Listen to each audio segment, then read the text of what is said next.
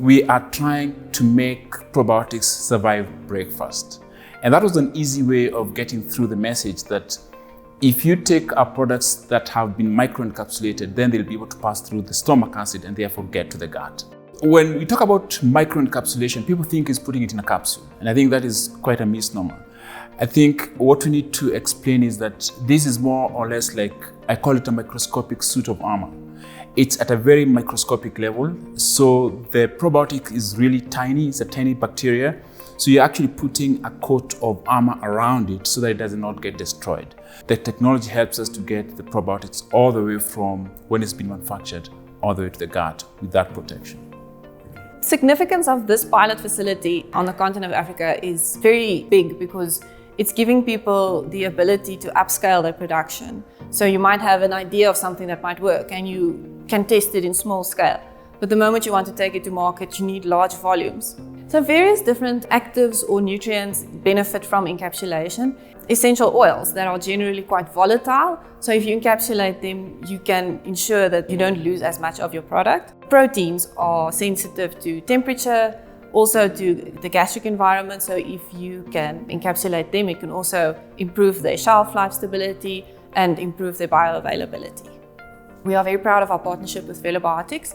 It's a company that has really benefited from the supercritical CO₂ encapsulation technology. We take probiotics that Velobiotics supply and then we encapsulate it with our technology. So that means that the probiotics are resistant to the gastric environment if you take them orally, and it means that they can survive the gastric environment and move through to your small intestines or your gut where they can colonize and give you the health benefits that you want to get from probiotics. In the supercritical phase, the CO₂ has the solvent abilities of a liquid, but also the mass transfer properties of a gas. So it's not a liquid, it's not a gas, it's somewhere in between. And this plasticizes your material. And then from there, when you expand this material from the high pressure to atmospheric pressure through a nozzle, that creates particles. And then these particles consist of your probiotic encapsulated with your protecting material. So in essence, what the CSIR did is that it checked that once you've done the microencapsulation, it has actually happened at an electron microscopy level. So that is at a very small, tiny level to make sure that the product that you've microencapsulated is different from the one that is not microencapsulated. And that is the confirmation that we get to make sure that we have done the right job. Supercritical carbon dioxide in this case as a solvent is very useful. It's a very green solvent. The CO₂ that we use is recycled from industry, so it's already a recycled product. When we use it in the process, the nature of the process results in the supercritical CO₂ or the CO₂ leaving your product at the end, and then that also gets recycled back into the system. And we don't end up with lots of nasty organic solvents, residual waste that needs to be disposed of.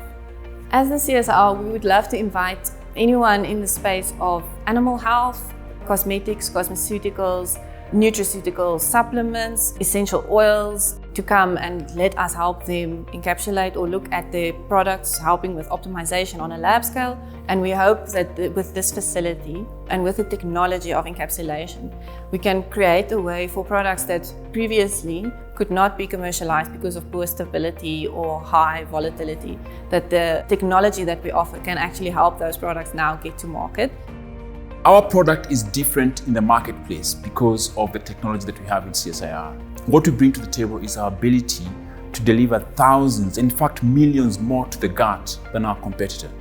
We want to have CSIR as a very valued partner so that we can be able to scale the business. Without CSIR, I think scaling the business would be a little bit harder than we would even possibly be able to afford.